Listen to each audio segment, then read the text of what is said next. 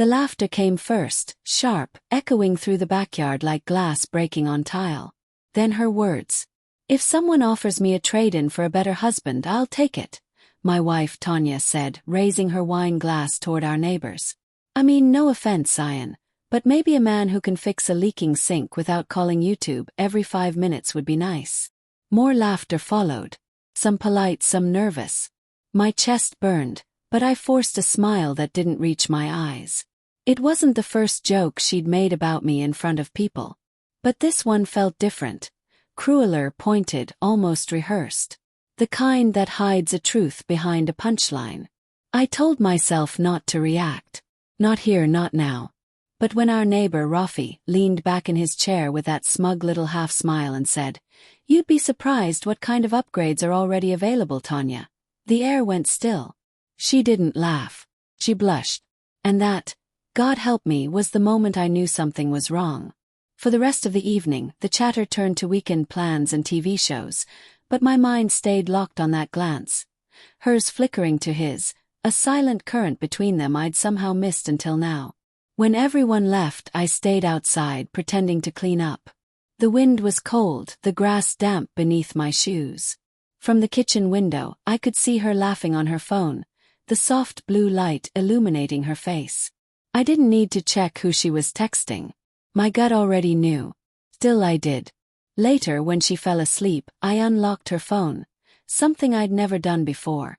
My hands trembled as I scrolled through her messages. I expected guilt to stop me, but it didn't. Her recent texts with Rafi were casual at first. Memes, inside jokes, harmless comments. Then came the late-night messages. "You make me feel seen again. I wish I could say what I really want. You deserve more than him." The last message was from that same afternoon. "Tonight was fun. Couldn't stop thinking about the way you looked at me." I didn't scroll further. I didn't need to. My world tilted. Familiar walls suddenly foreign, our framed photos mocking me with frozen smiles. The next morning she hummed while making coffee, her hair messy, her face glowing in the kind of peace that used to belong to me. "You were quiet last night," she said. "Just tired," I lied. She smiled. "Don't overthink what I said, okay? You know I joke too much." I nodded, my chest tight. "Yeah, I know." But I didn't know anything anymore. Days turned into a blur of routine. Work, dinner, sleep, repeat. Yet every sound, every text tone, every faint smile from her felt staged, like I was watching a stranger play the role of my wife. I told myself maybe I'd misunderstood. Maybe it was emotional, not physical. Maybe it could still be fixed. But then came Sunday. She said she was going to a yoga class. Her mat was in the back seat when she left, her perfume lingering like a ghost in the living room. I waited 15 minutes before I followed. It felt wrong, like crossing a line I didn't even know existed until now. But betrayal changes you. It erodes your boundaries, blurs your morality, makes you do things you never imagined. I parked a few blocks away from Rafi's apartment complex. Her car was there. No mat in sight. She stayed for nearly 3 hours. When she returned, she smelled faintly of cologne. Not mine. That night, I didn't confront her. Couldn't. I needed to understand what kind of person she had become, and maybe what kind of fool I was for not seeing it sooner.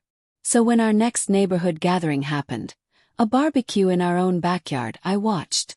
Every laugh, every touch, every glance between them. And then, just like before, she joked. "I keep telling Ian I should have married someone who actually knows how to lead, not follow instructions from Google." The group laughed. But Rafi didn't. He looked at me, then at her. And with a half-smirk he said, "You didn't seem to mind following my lead last Sunday, Tanya." Silence. Absolute, suffocating silence. Her face drained of color. A glass shattered somewhere behind me, but I didn't move. Her lips parted like she wanted to speak, to twist it into another joke, but nothing came out. The crowd shifted awkwardly, whispers spreading like fire. She turned toward me, eyes wide, pleading. "Ian, I raised my hand. "Don't." My voice was calm. "Come. Just don't." I walked inside, my heart pounding so hard I thought it might split my ribs open. Behind me I heard her sob. The sound should have broken me. But instead it felt like release. Later that night she knocked on the bedroom door. "I messed up," she whispered. It wasn't what it looked like. But her words fell flat, empty. Just sounds with no soul behind them. I looked at her, really looked at her. The woman I'd loved for 7 years. The woman who joked about me like I was disposable. "You traded me already, Tanya," I said quietly. "The joke's over." She cried. She begged. But I'd already lost her long before that night. Somewhere between her laughter and his smirk. And as I packed my bag, I realized something I hadn't before. It wasn't the betrayal that destroyed me. It was how easily she turned our love into a punchline. In the silence that followed, the house felt bigger than ever. Empty but peaceful. Through the window, I saw Rafi's house dark and quiet. No laughter. No lights. Maybe his words had cost him too. Or maybe that was justice. Served not through revenge, but through truth spoken at the perfect, devastating moment. And as I walked out, the air felt different. Lighter. Because for the first time in months, I wasn't the punchline anymore. I was free.